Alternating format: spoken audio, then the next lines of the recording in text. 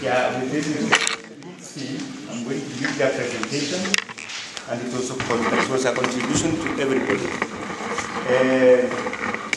Our vision is to double the bean production in sub-Saharan Africa by increasing productivity or maintaining production in the current areas and expanding to go to other potential areas, including the marginal environments that is warm and dry in East and Southern Africa, and hot and humid in Western Africa, while addressing climate change in an environmentally sustainable manner by 2030.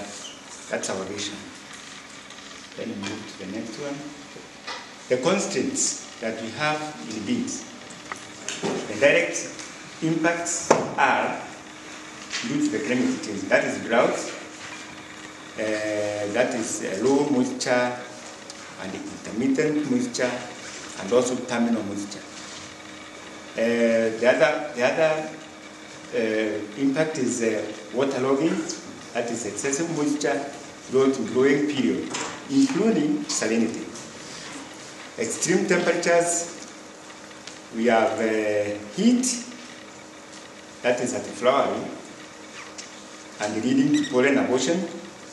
We have cold temperatures, which can go up to frost level, and this may come at any time, and it dries up the plant.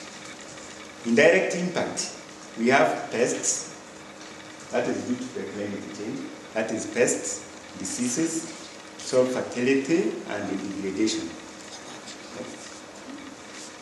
Traits. What are the traits? Can you summarize, please? Because let's try not to. No, it's not possible. Okay. The shoots. The shoot traits that during the drought is at mean pod filling stage, maybe, and then at harvest. There are other traits that we look at. Maybe during the pond filling stage, we are looking at the dry rate of leaf biomass, stem biomass, pond plus reproductive structures, all those things that we measure during the dry period as far as the stress is concerned. Then at harvest, we have also those which appear at seed yield, that is 2 central rows of each plot are used to determine the seed yield. There is also geometric mean. There is also harvest index. Those traits which are concerned with the harvest index and the pond harvest index. Maybe you can go to the next one. Drought. There are quite a number of traits which are associated with that, and they are included on the, as you can see on the board. And there are quite a number. So we want to do all those. Maybe you can go to the next stage. Drought. Additional shoot traits including photosynthetic efficiency, total chlorophyll content, which you can measure with a sponge, stomatoconductance, transpiration rates, leaf temperatures, leaf water potentials.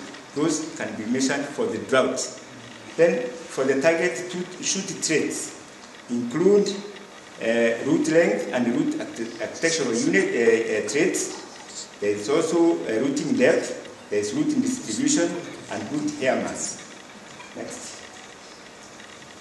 For the waterlogging, the trait will be concerned with plant height, the number of leaves per plant, dry weight of stem, leaf, petiole, root, and the rest, leaf area, etc. And also we also measure the chlorophyll content, because again those ones will come out very clear if one plant is under that stress and if it is not under that stress, waterlogging stress. Next. Extreme temperatures, heat, that appears at flowering stage leading to pollen abortion. That is why you see in very high temperature areas you may not get any bean yield, simply because the ponds have aborted. The plant is still there, but it has no ponds. Some of the aspects that we look at is the open canopy, percentage of pond set, and the need to identify other traits. Next. Cold and frost. Again, we look at the photosynthetic rate of the plant, because when the plant dries, there are some which will not dry.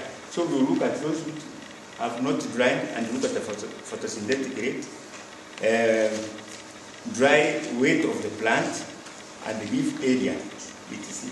Next, soil fertility and degradation. For the aspects like low P, and we look at the rooting distribution, shallow root laterals, high root hair mass, root shoot ratio, and the wall number of the roots. Low nitrogen is also another aspect that we look at, and that you can measure by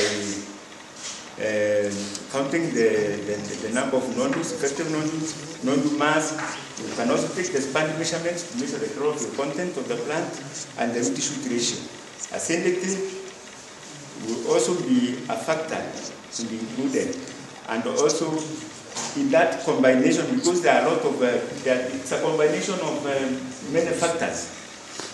Aluminium and manganese toxicity will also reveal where the conditions are acidic. Next. Specific countries that we are dealing with as far as these conditions are concerned. Heat stress, we have a number of countries which are there. Gambela in Ethiopia. It's okay, I think we can all see it. Everybody can see that. Maybe we go to the next one. Cold intolerance, again, those are the countries, the areas that are affected by that. Next. Drought stress, those are the areas again. Look at them. Move to the next one. The flooding and excessive moisture. We are talking of Lesotho, Sudan, and West African Cameroon. Next.